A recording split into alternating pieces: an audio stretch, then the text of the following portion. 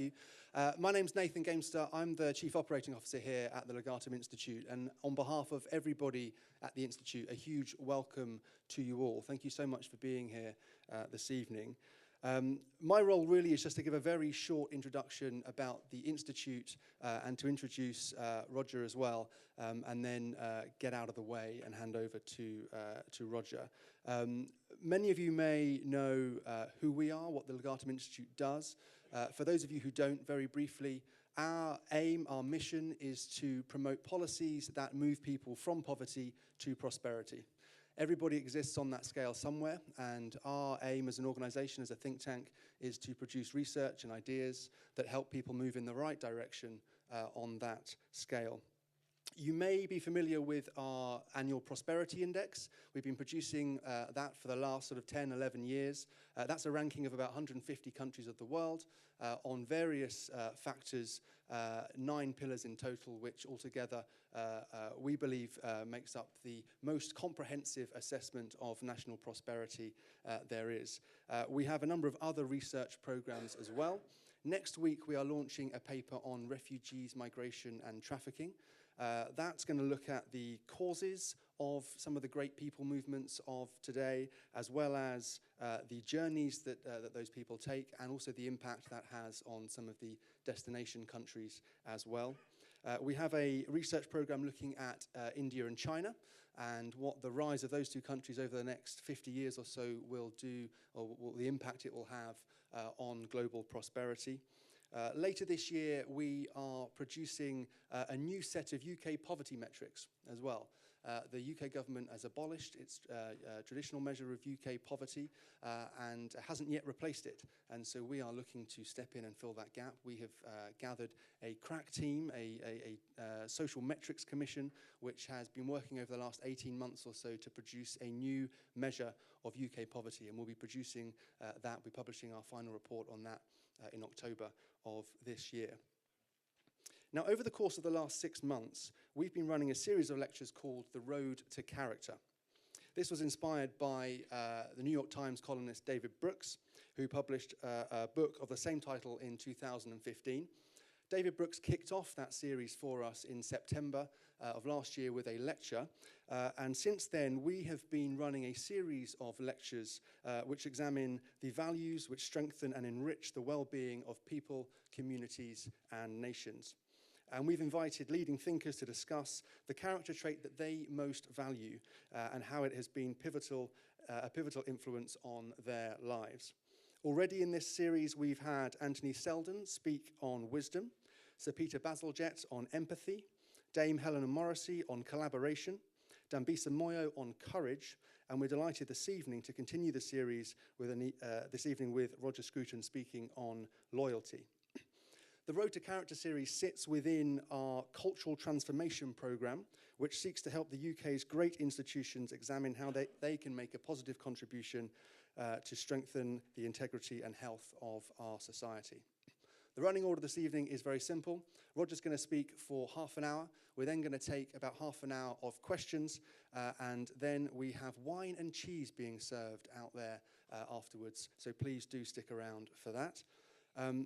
By way of introduction, Roger is a philosopher, public commentator, and author of over 40 books. He has specialized in aesthetics with particular attention to music and architecture. He is a fellow of the British Academy and a fellow of the Royal Society of Literature. He teaches in both England and America and is a senior fellow at the Ethics and Public Policy Center in Washington, D.C. He's currently teaching an MA in philosophy for the University of Buckingham. I particularly liked a direct quote on his website, which says, "My principal activity remains what it has been for the last 30 years, which is writing." And in Roger's case, the word writing there is defined possibly in the broadest terms imaginable, which include books, over 40, as I've said, essays, articles, criticisms, autobiographies, novels, and poems. Oh, and just to add in on the side, he's also an amateur composer, having written a couple of operas, one entitled Violet, which was completed in 2005.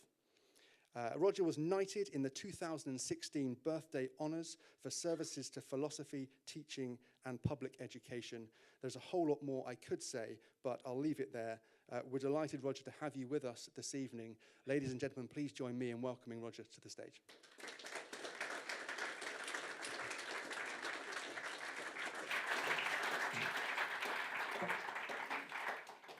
Thank you very much for those kind words.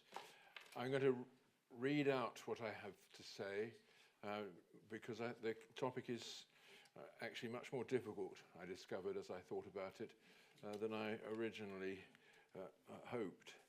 So bear with me, but I'll become more informal when you start asking questions. Aristotle defined virtues as dispositions that we praise. I would amend the definition to read dispositions that we trust. Virtuous people are those to whom we turn for help in emergencies and for comfort in times of grief. They are oriented towards others, disposed to nurture, protect, and give in all the ways that enable us to face our difficulties and to know that we're not alone. And seen in that way, while the ancient cardinal virtues of courage, prudence, temperance, and justice must still retain their central place in our moral thinking, there is no doubt that loyalty stands alongside them as one pillar, and perhaps the most important pillar, of every durable human community. We have been living through times in which loyalty has been, if not disparaged, at any rate regarded with suspicion, as being a state of mind that is too exclusive and too discriminatory to be pursued in our open and globalized world. To be loyal to a group, you must distinguish between the group and its rivals. To be loyal to your family, you must downplay or overlook its faults. To be loyal to your nation, you must seek to preserve its identity and its assets in something like the form in which they were inherited. And in all these ways, loyalty comes up against some of the most determined and vociferous prejudices of our times. Prejudices that exalt the stranger and the outsider against the neighbour and the friend. It seems to me that we will not understand the anger and in many cases contempt aroused by the Brexit vote if we do not see that it has placed loyalty at the centre of politics, challenging all citizens of this country to affirm their attachment to its history and identity in a way that many of the most privileged among us are reluctant to go along with. Especially among young people, has it become a question whether they really do belong to the country that demands their commitment, whether there is not some other, maybe wider, maybe narrower sphere of allegiance that would better define their sense of who they are.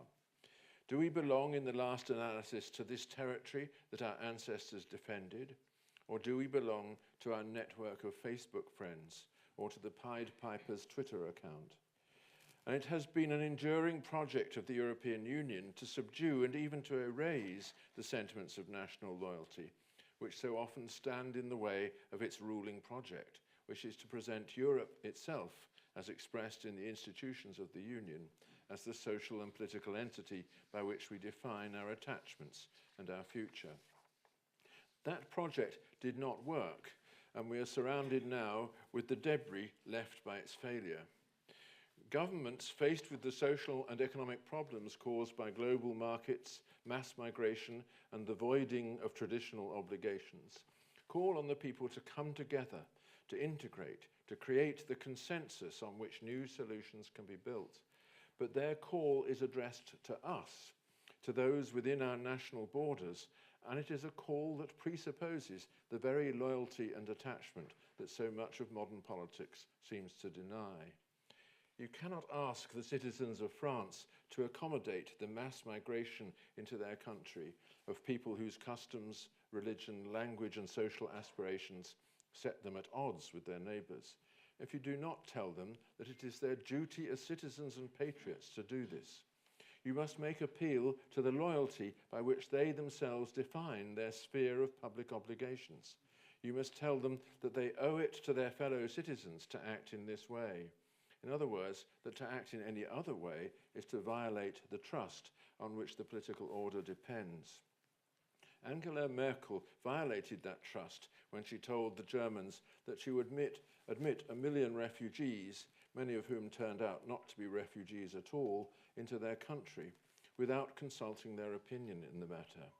The trust on which she had been depending for acceptance was damaged and to a certain measure removed from her. Her argument that it is the duty of Europe to open its doors to those threatened beyond its borders cut no ice with the German electorate, for whom it is first and foremost their identity as a nation that is at stake. Politicians must protect national identity. If they introduce strangers into the community, they must first ascertain that they too will be loyal citizens, defining their identity and their obligations in terms of the country where they will now reside. On the whole, Europeans accept that there is a duty of hospitality and that refugees should be rescued. But they also recognized that the duty of hospitality is meaningless if you have no home to offer, and that a home is created by the habit of standing side by side with your neighbors in its defense.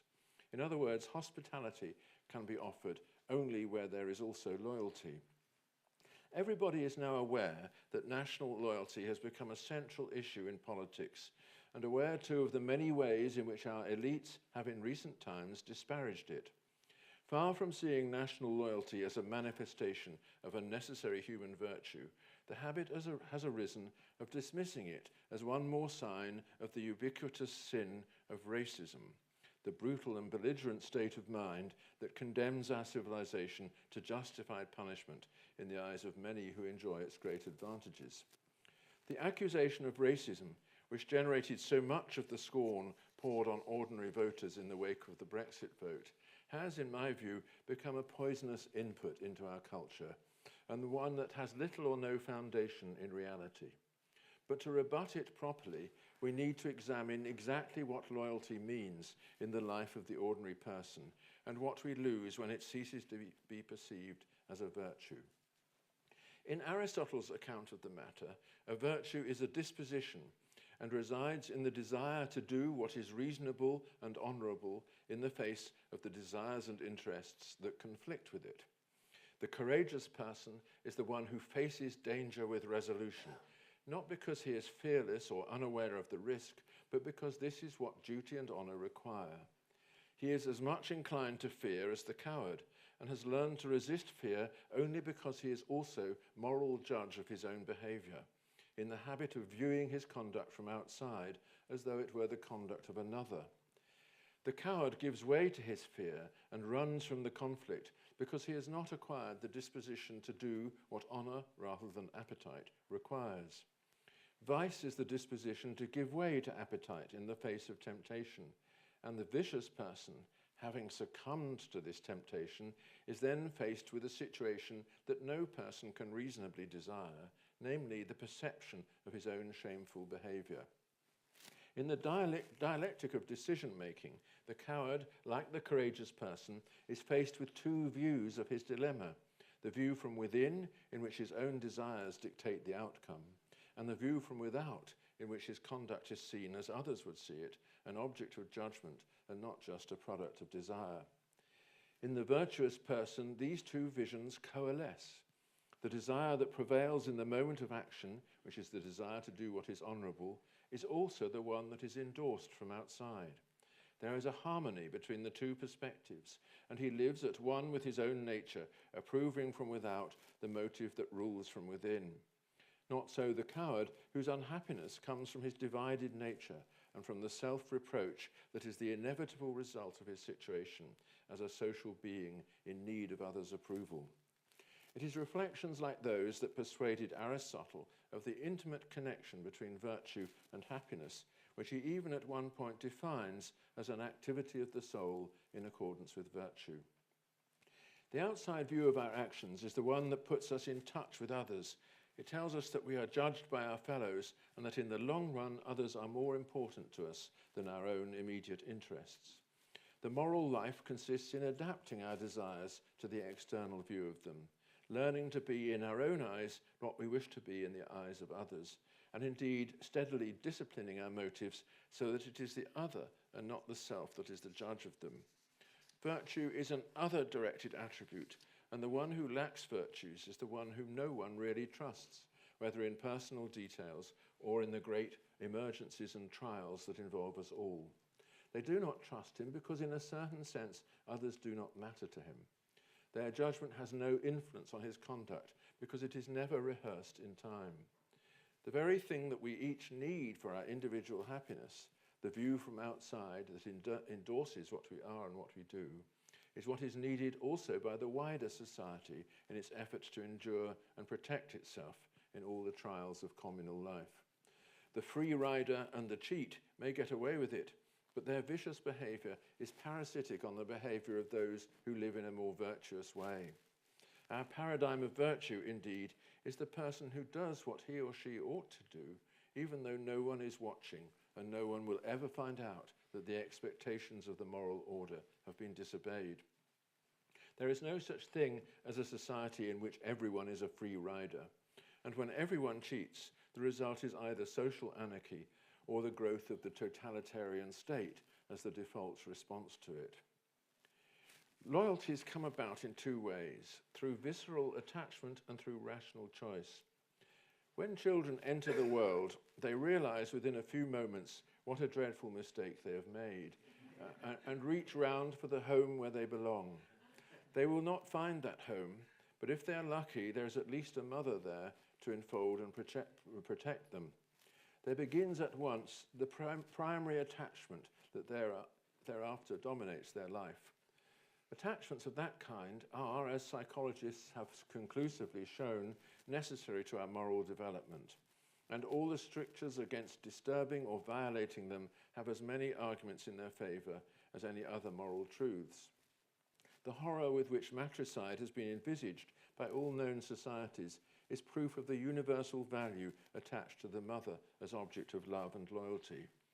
And when children are deprived of the mother, or some similar object that promises safety and nurture in return for attachment, they develop neither socially nor biologically as they should.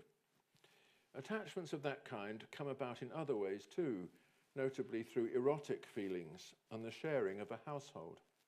The fact that these attachments are rooted in fate and proximity rather than in policy and choice does nothing to undermine the loyalty that is intrinsic to them.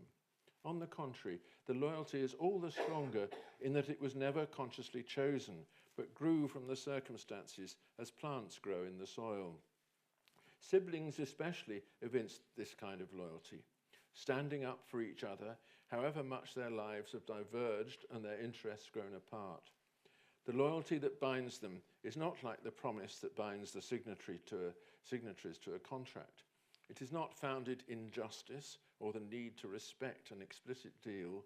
It is founded in the state of mind that the Romans called piety or pietas, the disposition to acknowledge ties and obligations that have not been chosen, but which form part of what one is and what one has inherited. Such obligations are to be distinguished from the obligations founded in promises, contracts, and explicit choices. A modern firm demands loyalty from its employees, but only up to the point that the contract specifies. You do not, in signing up to Coca-Cola Inc., agree to lay down your life for the firm or to defend its interest in every conflict. A contract specifies the exact duties required of the signatories. It both promises something and limits the scope of the promise so that the parties can understand their obligations as having been consciously chosen. When the social contract philosophy arose during the 17th and 18th centuries, it was part of the general stance of liberal individualism, encapsulated by Hobbes in his saying that there is no obligation on a man that ariseth not from some act of his own. In other words, that our obligations are all undertaken and neither discovered nor imposed.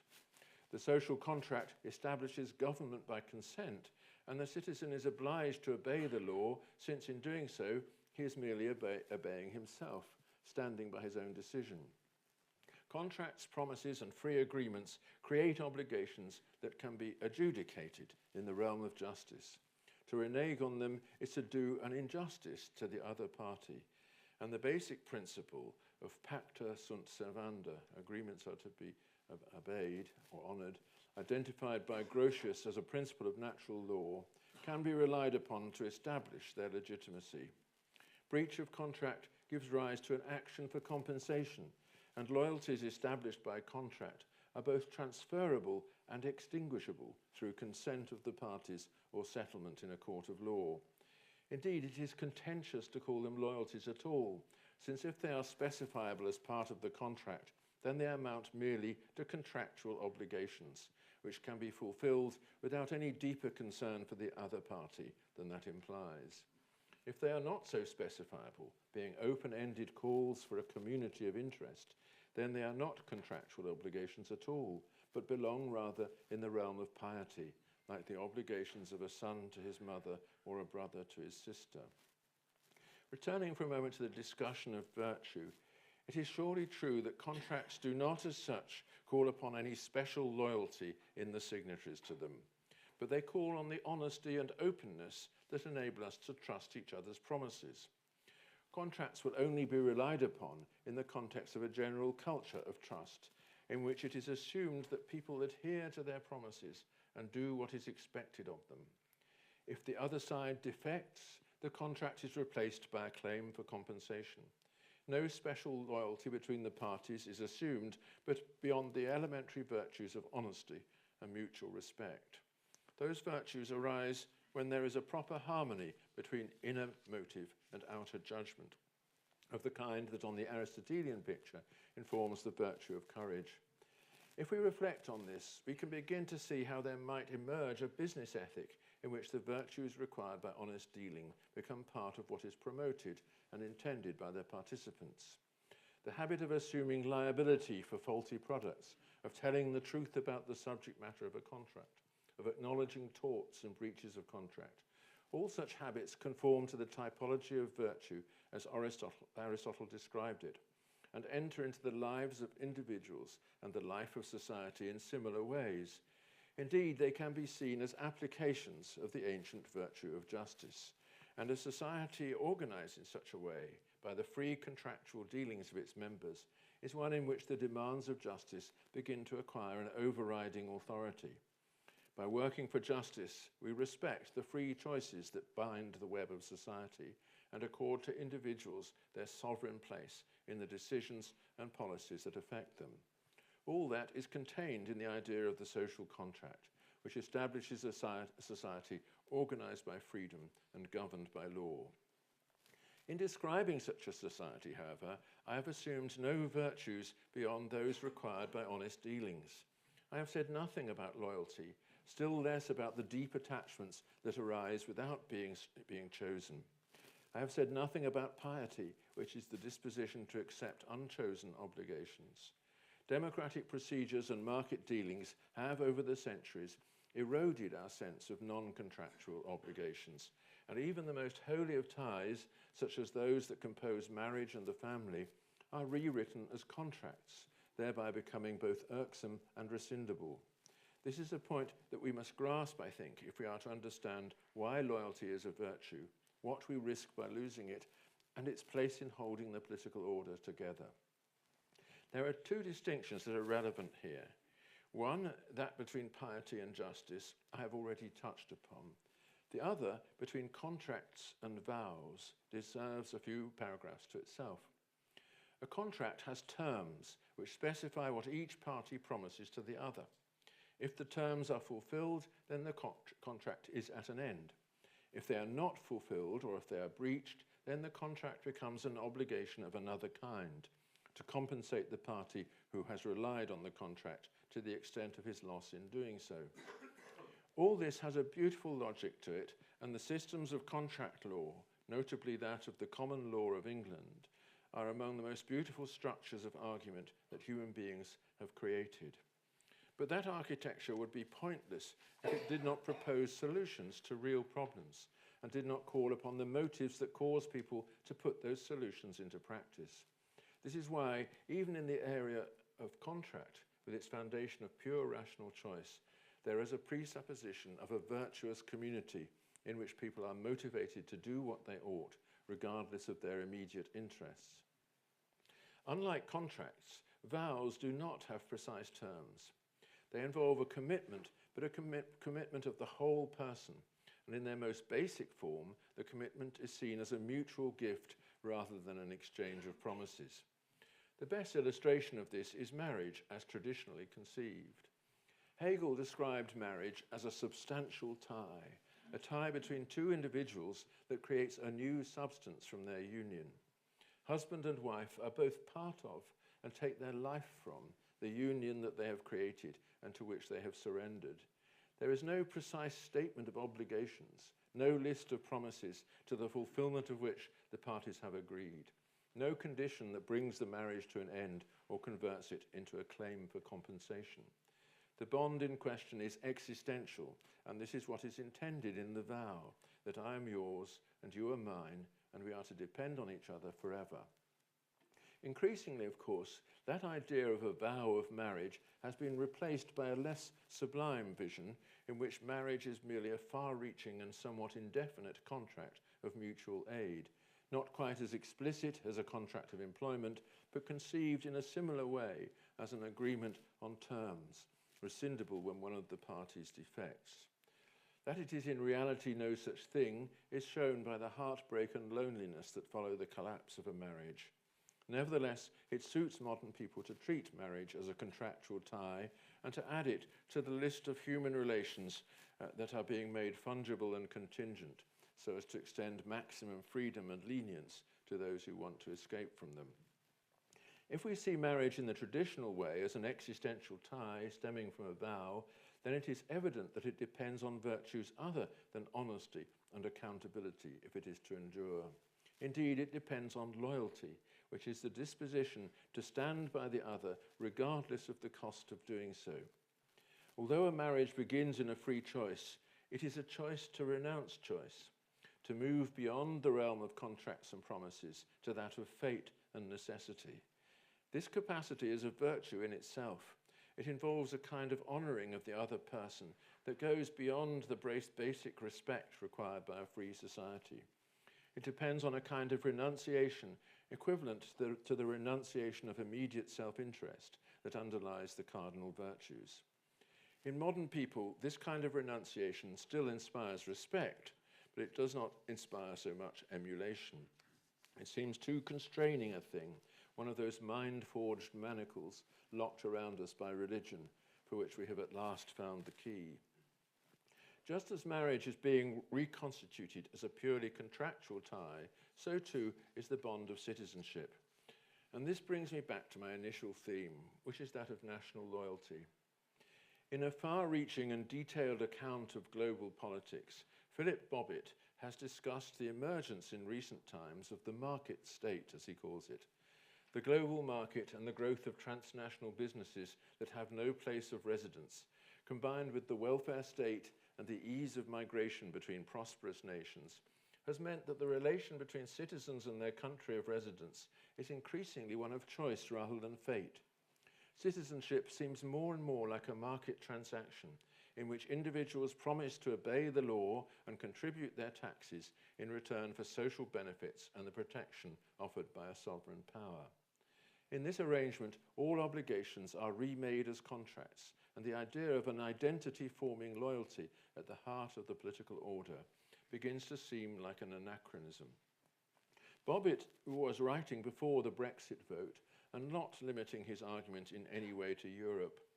But his words are prophetic of the feelings expressed by many who voted to remain in the European Union and who resented being corralled into a loyalty that they do not share, or which at any rate takes second place to other and more important ties. And those who voted to leave did so largely because they had felt national loyalty to be both necessary to their way of life and under threat from the global forces that have put identities up for sale. They were reacting, as a Marxist might put it, to the commodification of commitment. What to do about this is a question for another occasion, but let me conclude by suggesting why I think national loyalty is a good and a virtue in those who acquire it, and why even those who wish to replace it by market deals and elective forms of citizenship must ultimately depend upon it. The person who reneges on a contract, hoping to get away with it, is a cheat. Thereafter, we trust him less, and he pays the penalty of market ostracism. The person who breaks a bond of loyalty is sometimes described as a cheat, but properly understood, he is a traitor. He has betrayed the person, the group, or the institution that depended on him, and will afterwards be viewed by the victim and by everyone else as in some way tainted. From the description in the book of Joshua of the fall of Jericho to the story of the Cambridge spies, the accounts of treasonable behaviour leave an unpleasant taste in the feelings of all who read them. And whatever the excuses offered or the benefits delivered, the traitors themselves attract at best only lukewarm praise, and never the praise referred to by Aristotle in his definition of virtue, the praise that is also an embrace of the other and a declaration of trust. In no way can treason be a part of the virtuous character, and the traitor himself will always live in a state of conflict and division, avoiding the external point of view on what he does, and seizing on excuses behind which to retire into oblivion. This was abundantly shown in the aftermath of the Second World War in France, when national survival had been jeopardized by those who had treated their citizenship as a provisional and exchangeable asset and discovered that it is in fact no such thing. Loyalties are a source of anxiety. They create fixed obligations that we can neither soften nor exchange. But they also define where we are in the field of obligations, the commitments that we cannot trade or relax, since they define the position from which we view the world. Obligations of family and marriage are the fixed points around which we weave the wider relations of trust on which we depend. And loyalties generally answer the question of belonging. To whom and to what do we belong, so that we are prepared on its behalf to make important sacrifices? In the world as it is today, we have many ways of belonging, the familial, the religious, the national among them. But belonging is never a choice, and that is its point. It is a calling, and the Muslims are right to see their form of belonging also as a submission, a surrender to imperatives that they did not choose, but which were held out to them as an invitation. As things are in our secular societies today, even the most mobile person, surviving by deals and promises that are marked by no absolute commitments, will depend upon the freedoms and the order that are maintained in the place where he lives. Even such a person will have the great question, who maintains those things?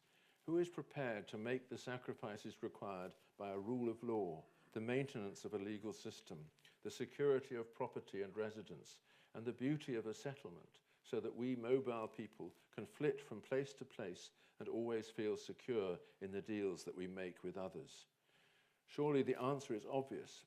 Those who maintain those things on which we all depend are those who are guided by national loyalty, who recognize an inheritance of peaceful settlement and are attached to the people and the places that are marked by it.